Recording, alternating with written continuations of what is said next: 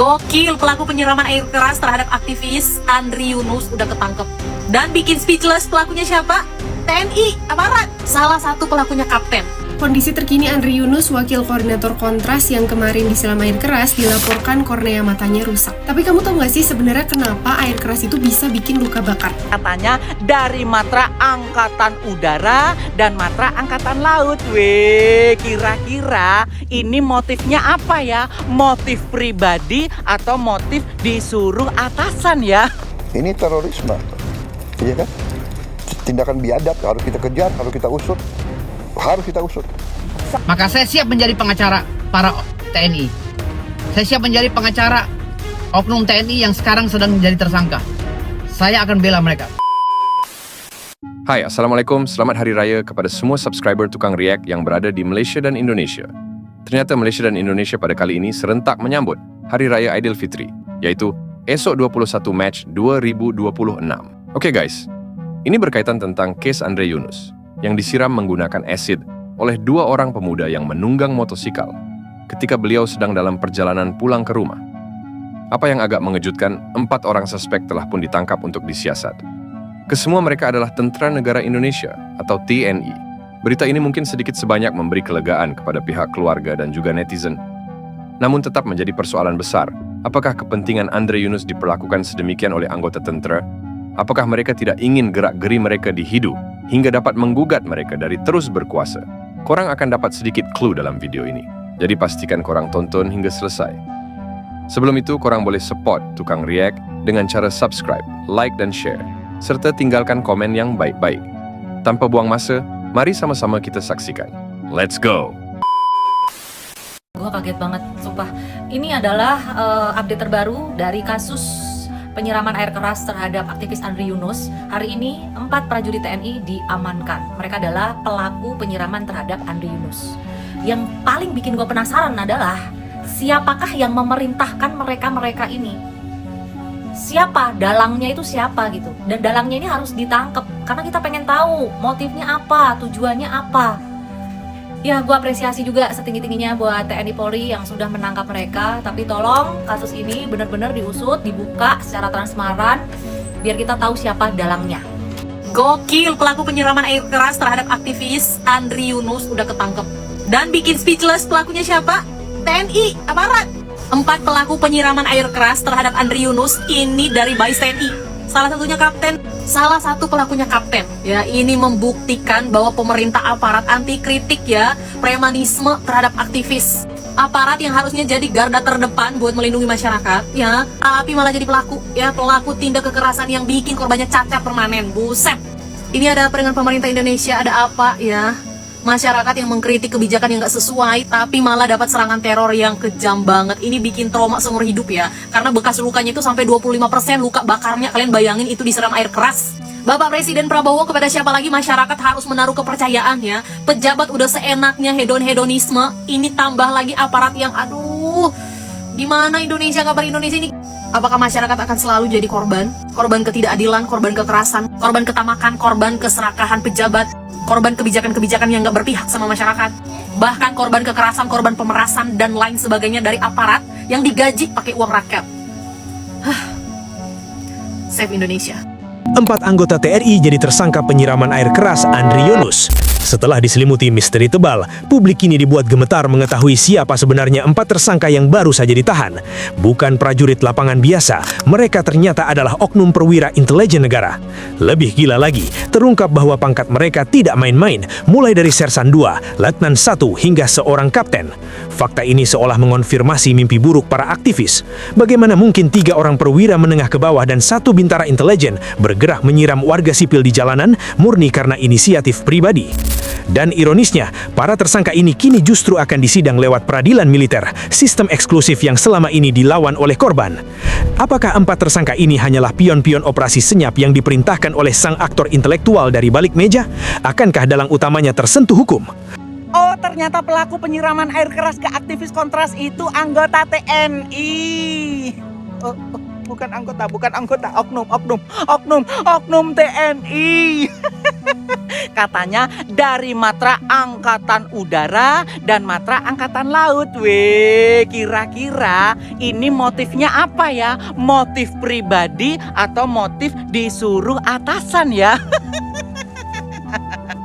Menurut kalian disuruh siapa nih? Kalau memang ini disuruh atasan, wah bahaya. Mengingat aktivis kontras ini pernah mengkritik undang-undang TNI. Lah ada kaitannya, ada hubungannya nggak? Terus waktu itu presiden juga ngomong masalah mau menertibkan para pengamat-pengamat yang tidak patriotik. Wadah, Pak Presiden Prabowo gimana ini? Kira-kira siapa yang nyuruh ini? Kalau ternyata dalangnya itu adalah negara, wah bahaya. Berarti demokrasi Indonesia sudah dalam keadaan bahaya. Tapi aku mikirnya sih nanti ujung-ujungnya motif pribadi gitu ya kan. Aktor intelektualnya tidak akan ketahuan ya, hilang. Diamankan.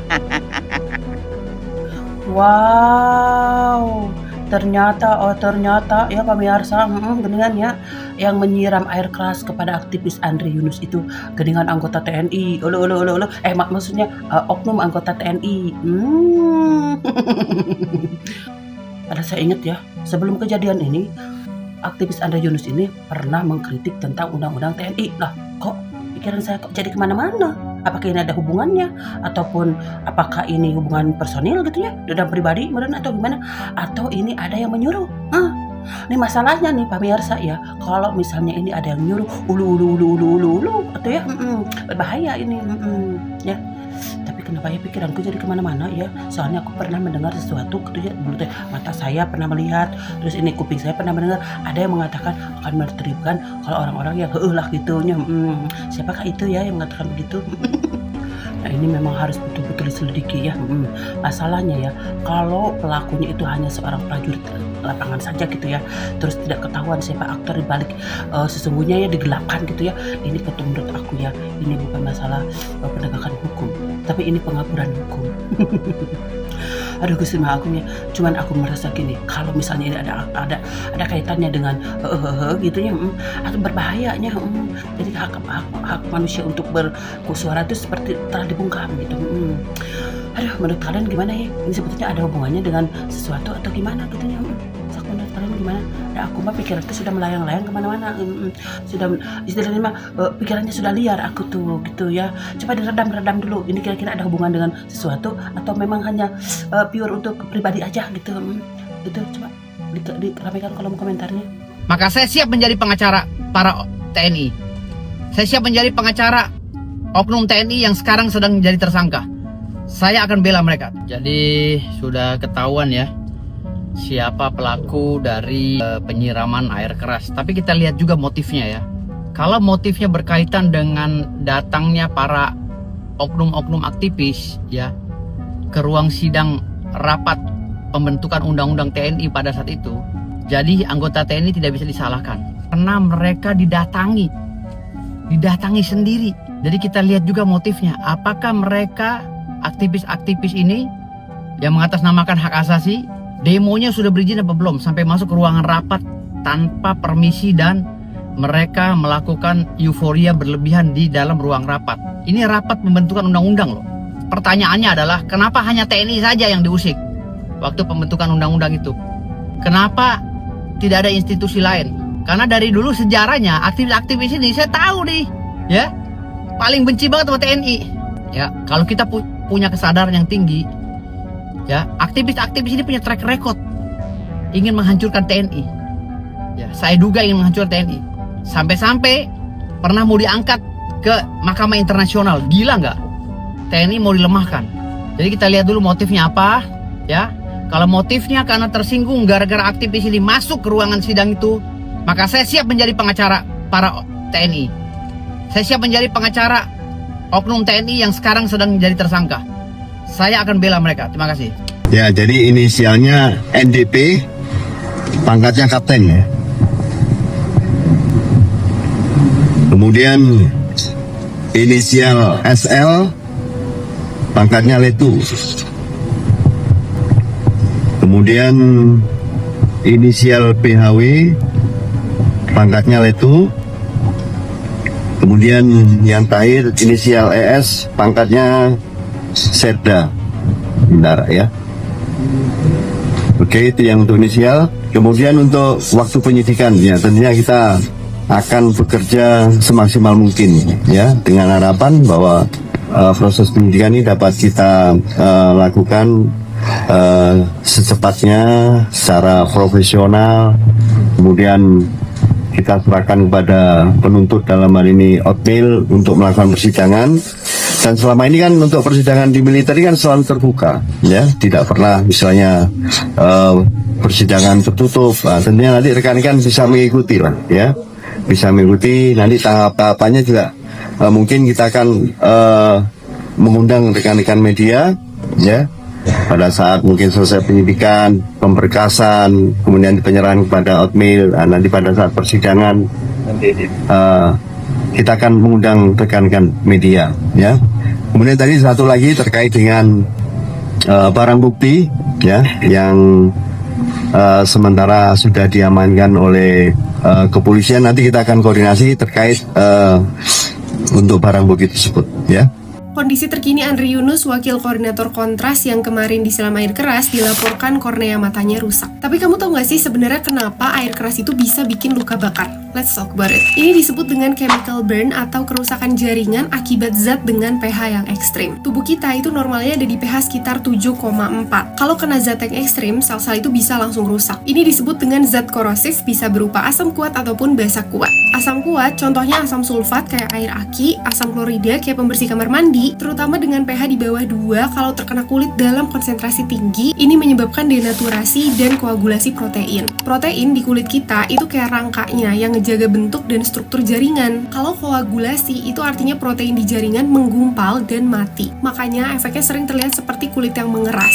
Nah, kalau basa kuat, biasanya pH di atas 11, contohnya natrium hidroksida atau soda api, dalam konsentrasi yang tinggi ini bisa jauh lebih bahaya. Yang terjadi adalah saponifikasi lemak atau lemak di membran sel itu dilarutkan. Padahal itu ibarat dinding pelindung. Jadi kalau hancur, zat kimia bisa menembus lebih dalam ke jaringan sehingga kerusakannya menyebar dan lebih dalam. Bahkan kamu tahu efeknya ke benda? Baju yang dipakai Andri Yunus itu meleleh dan helmnya melepuh. Kalau efeknya sedestruktif itu pada benda mati, kebayang nggak gimana kalau pada jaringan hidup?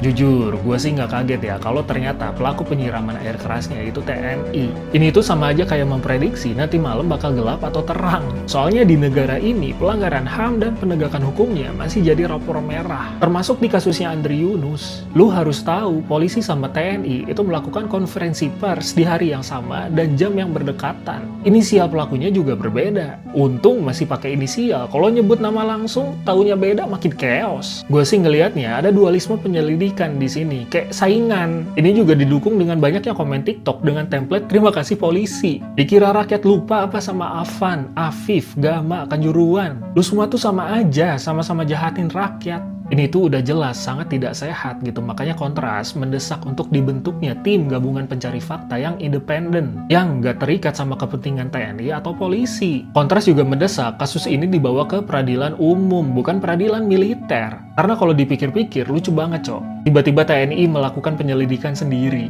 Seakan-akan tahu pelakunya dari golongan mereka. Polisi juga kecolongan. Terus pelakunya ditahan dan diadili sama TNI sendiri. Dan Andri Yunus sudah berbicara dari jauh-jauh hari soal masalah yang ada di peradilan militer.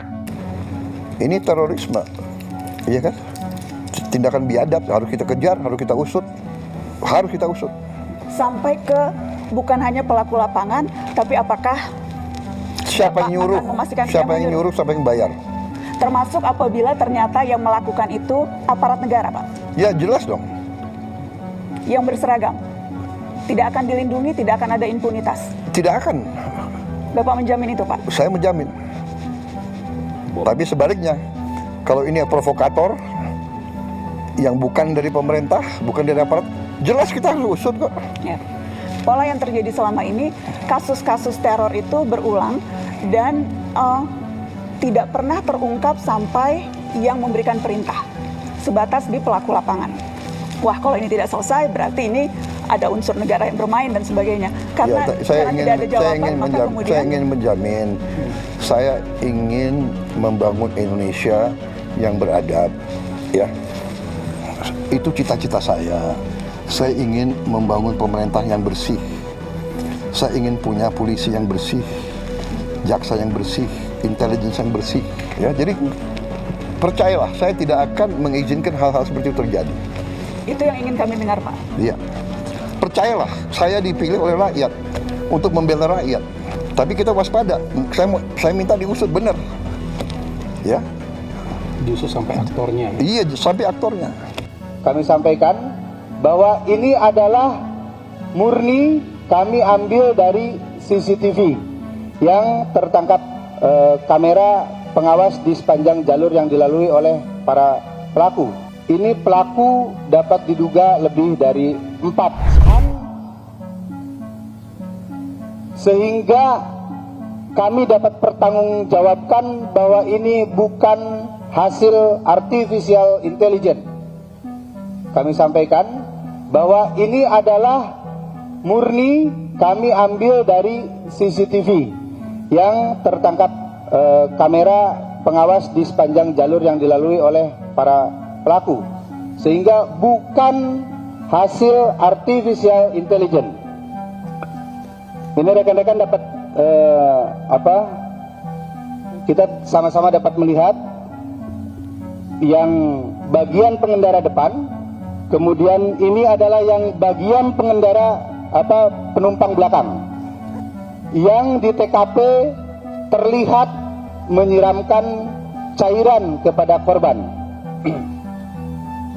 Lanjut, melakukan permintaan keterangan terhadap 15 orang saksi. Dari keterangan tersebut dan keterhubungan dengan barang bukti dengan petunjuk yang kami peroleh, baik itu di tempat kejadian perkara langsung maupun di sepanjang jalur yang diduga pelintasan dari para terduga pelaku ini, dan kami analisis dengan satu data Polri. Saat ini kami menduga, dapat kami informasikan bahwa 2 orang yang tadi kami tunjukkan tersebut dari satu data Polri ini, satu inisial BHC, 2 inisial MAK. Namun demikian, dari hasil penyelidikan kami tidak menutup kemungkinan juga ini pelaku dapat diduga lebih dari 4, sebagaimana informasi awal yang kami sampaikan kepada rekan-rekan media sekalian. Jadi begitulah tadi respon warga Indonesia berkaitan 4 orang tentera Indonesia yang ditangkap dan menjadi suspek penyiraman asid ke atas aktivis Andre Yunus. Korang bayangkan, keempat-empat mereka merupakan tentera yang mempunyai jawatan penting. Dan inilah yang dapat memicu pemikiran kami, bahwa seakan ada sesuatu yang mereka sembunyikan dan tak nak orang lain tahu hingga dapat menggugat jawatan mereka. Tapi, satu lagi yang menjadi tanda tanya, adakah hanya mereka berempat saja? Atau ada dalang besar dalam kes ini? Apapun, mereka sudah ditangkap. Semoga Andre Yunus dan keluarga tabah dan kuat hadapi ujian ini. Dan Andre Yunus dan keluarga mendapat hak dan keadilan. Jadi, mungkin itu saja untuk video kali ini. Sekali lagi, selamat Hari Raya Aidilfitri kepada korang semua tahu. Maaf zahir dan batin dari kami di Tukang React. Kita jumpa lagi di next video. Assalamualaikum, bye-bye.